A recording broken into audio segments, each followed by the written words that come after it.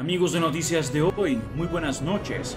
El presidente Joe Biden explica el plan para condonar algunas de las deudas estudiantiles. Veamos su declaración.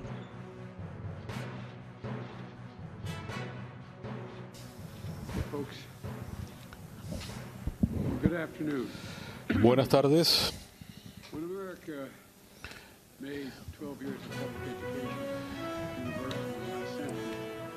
Cuando hemos hablado de la educación en el último siglo, literalmente hemos desarrollado la mejor educación pública del mundo. Estamos mejor preparados que cualquier otra nación y yo diría que es una de las razones por las que hemos tenido tanto éxito. Pero como habrán observado, otras naciones se han puesto a la par.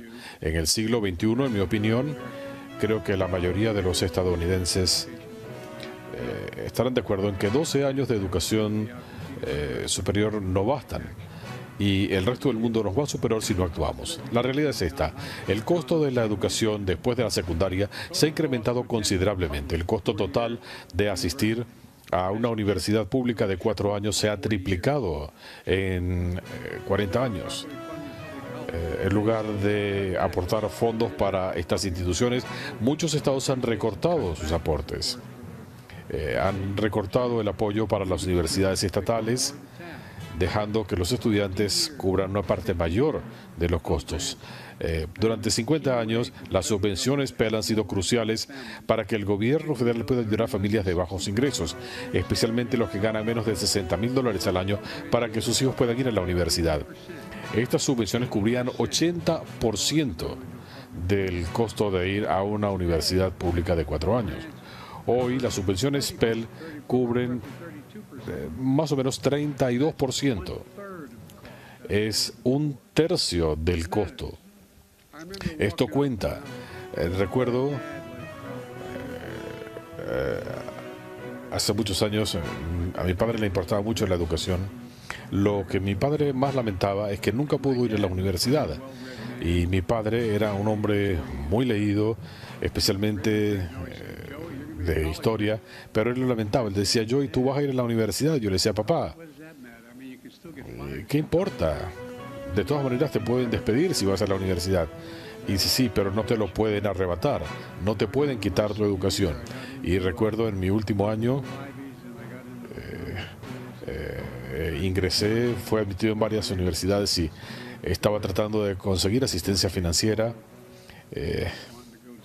Y éramos 4 hijos, todos queríamos ir a la universidad. Y recuerdo que después de un partido de béisbol, yo fui a una escuela en Claymont, Delaware, y mi padre trabajaba en una agencia de autos y yo tenía todavía los zapatos de jugar y mi papá trabajaba allí. Y bueno, la ventaja es que se puede tener un coche nuevo para ir a la fiesta de graduación. No estoy bromeando. Así que yo fui allá en un Plymouth 51. Tenía mi uniforme y demás. Y pregunté, ¿dónde está papá? Y me dijeron, estás por el lado del taller. Mi padre era un hombre siempre bien vestido. Y cuando fui, mi padre estaba caminando para arriba y para abajo para entrar al taller. Y ahí estaba la puerta de la sala de exhibiciones y me dijo, Joey, lo lamento mucho. Y dije, caray, ¿qué pasó? Esto fue antes de los celulares. ¿Le pasó algo a uno de mis hermanos o a mamá o algo? ¿Qué pasó, papá? Y Charlie Delcher, que era el vicepresidente de un banco estatal allí, financiaba a mucha gente que quería comprar autos. Y le pedí el dinero prestado a Charlie. Y dijo que no me lo aprobaba. ¡Qué vergüenza! ¡Qué vergüenza!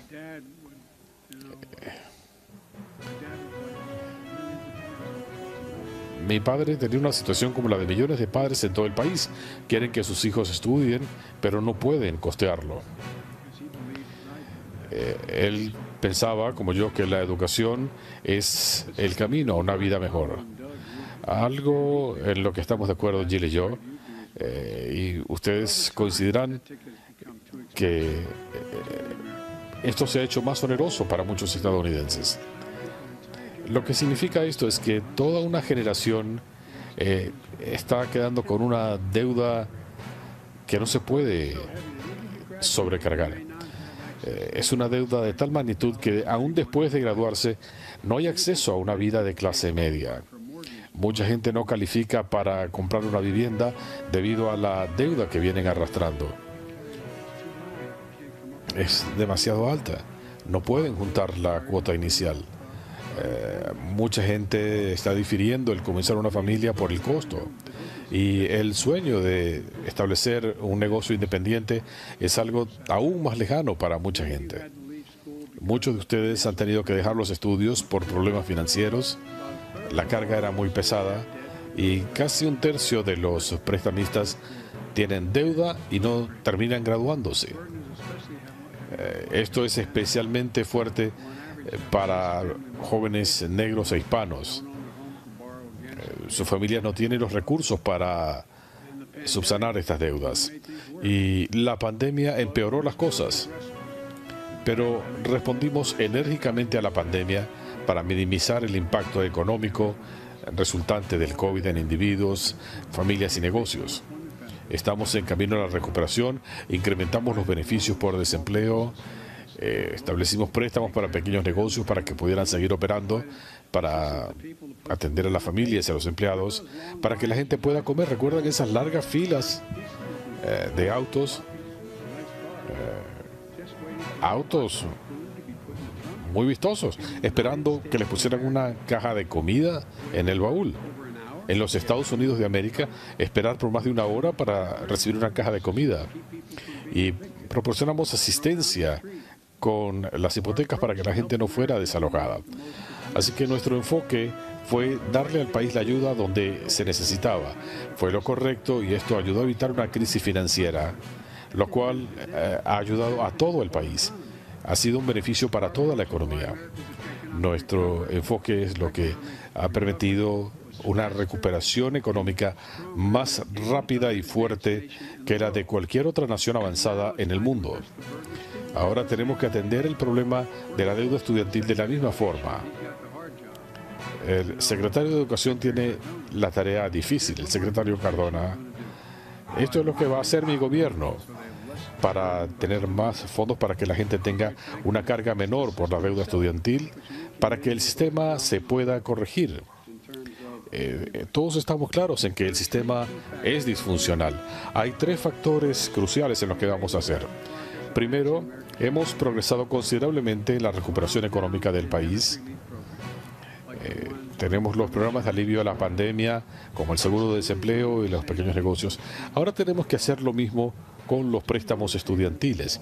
Los pagos de préstamos estudiantiles que están en pausa, esta pausa va a culminar el 31 de diciembre de 2022. En ese momento termina la pausa. Es hora de volver a hacer los pagos. Segundo, en mi campaña presidencial yo me comprometí a brindar asistencia con la deuda estudiantil y hoy estoy cumpliendo esa promesa. Con la autoridad que le da el Congreso al Departamento de Educación, vamos a condonar hasta $10,000 en deudas pendientes de créditos federales. Además, los estudiantes de familias de bajos ingresos que pueden recibir una subvención Pell verán su deuda reducida en $20,000. Estas medidas están dirigidas a familias que son las que más ayuda necesitan. Familias de clase trabajadora y de clase media afectadas por la pandemia que ganan menos de $125,000 al año. Si alguien gana más de eso, no califica. Ningún individuo de alto nivel de ingresos que esté en el 5% más alto de la escala se va a beneficiar de estas medidas. Punto. De hecho, casi 90% de los beneficiarios elegibles ganan menos de $75,000 por familia. ¿Qué significa esto? Si usted gana hasta $125,000, se les va a condonar $10,000 de deuda estudiantil. Si usted recibe una subvención Pell, se le van a condonar otros $10.000 para un total de $20.000. 95% de los prestamistas se van a beneficiar de estas medidas. Esto representa 43 millones de personas. De esas 43 millones, más del 60% son recipientarios de subvenciones Pell. Estos recibirán $20.000 en alivio de deuda. 20 millones de personas tendrán su deuda completamente condonada para que puedan seguir adelante con sus vidas. Esto significa que finalmente la gente podrá salir de esa montaña de deuda para ponerse al día con su arrendamiento, con sus servicios públicos, que puedan iniciar una familia, montar un negocio. Cuando esto sucede, toda la economía se beneficia. En las próximas semanas, el Departamento de Educación va a dar a conocer en detalle un formulario simple para pedir este alivio, junto con información de cuándo se inicia el proceso de solicitud. Con la reanudación de los pagos, al mismo tiempo que estamos brindando asistencia, estamos tomando un camino responsable y como consecuencia unos $50 millones comenzarán a ingresar al Tesoro debido a la reanudación de los pagos. Los expertos concuerdan en que estas medidas en conjunto van a dar beneficio real para las familias sin incidir en la inflación. Vamos a estar claros. Continuamente escucho esto. ¿Cómo se va a pagar esto? Lo vamos a pagar como hemos hecho. El año pasado recortamos el déficit en más de $350.000 millones. Este año vamos camino a recortarlo en más de $1.700.000 millones. Estamos en la segunda mayor reducción en la historia del país. Con la ley de reducción de la inflación vamos a hacer otro recorte considerable en las próximas décadas porque se va a pagar menos por las medicinas recetadas en las próximas 2 décadas. El punto es este. Hay suficiente reducción del déficit para cubrir estos programas varias veces. Nunca voy a pedir disculpas por ayudar a los estadounidenses de clase media y clase trabajadora, especialmente no ante la gente que votó a favor de un recorte fiscal que benefició principalmente a los estadounidenses más acaudalados y a las grandes corporaciones, sin hacer mucho por el beneficio de la economía en general. Un programa que no tenía fondos de respaldo e incrementó el déficit. Igualmente, no hubo disculpas cuando se condonó casi toda la deuda de pequeños negocios en todo el país durante la pandemia.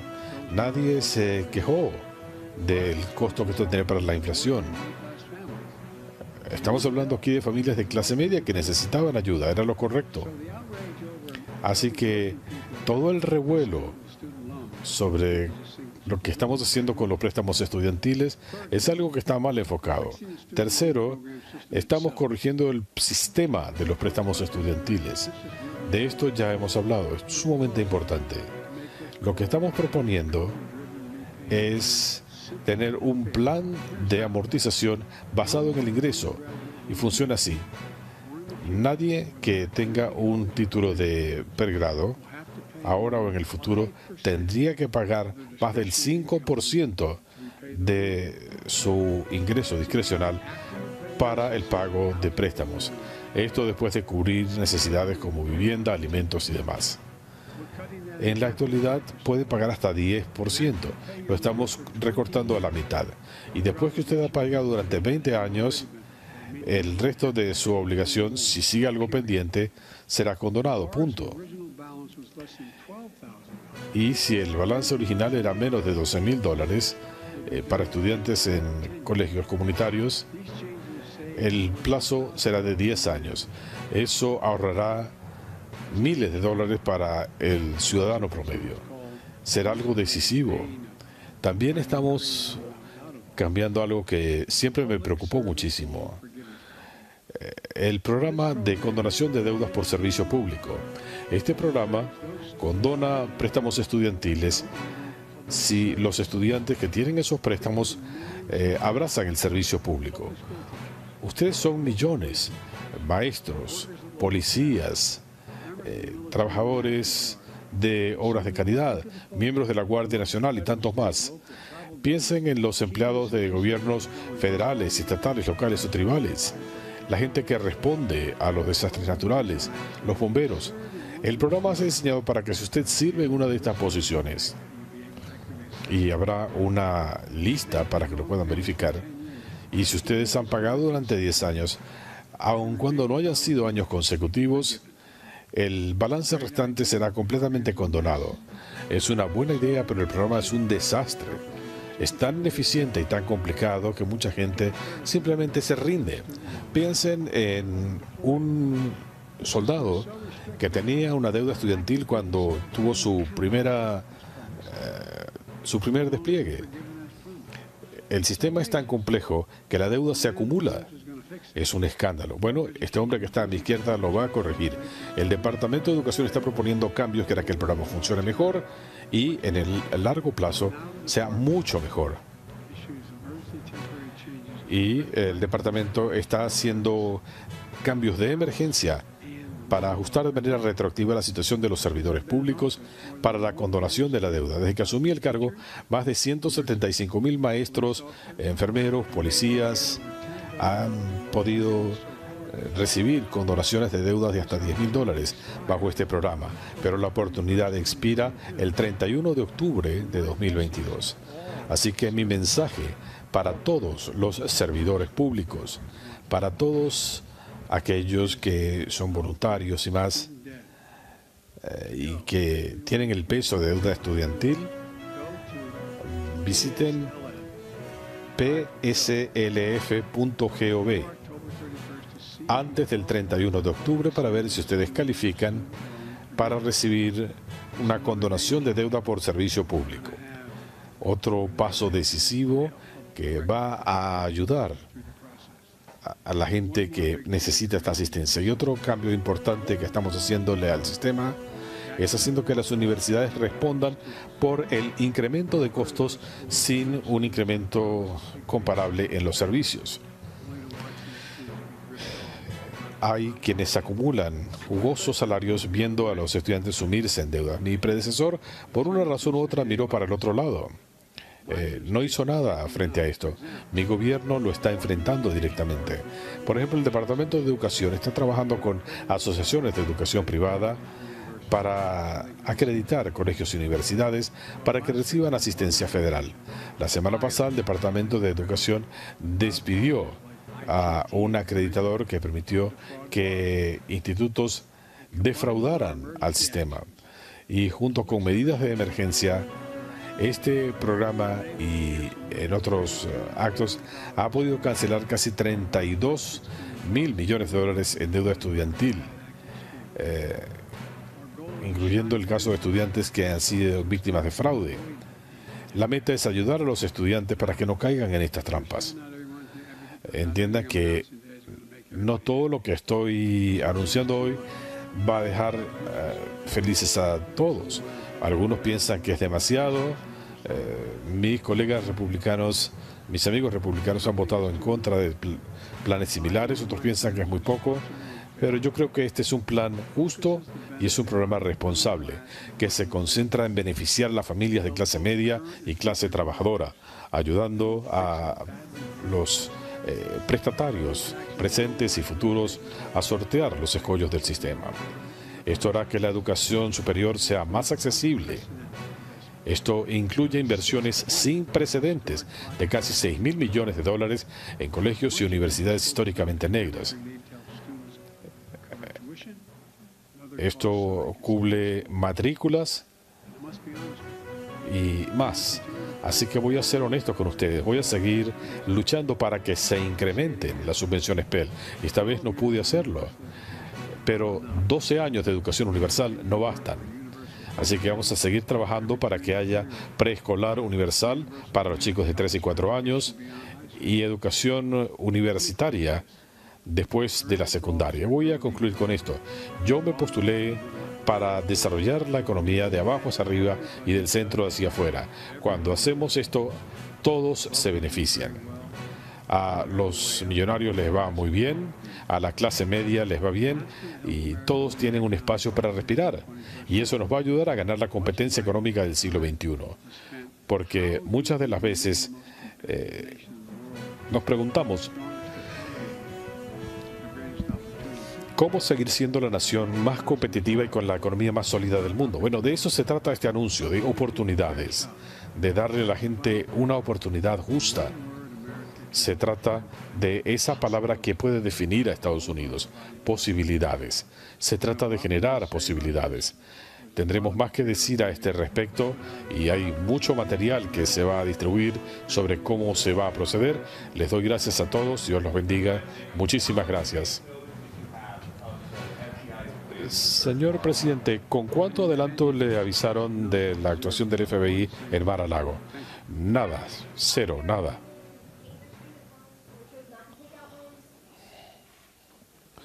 Señor presidente, ¿es esto injusto para la gente que ya ha pagado?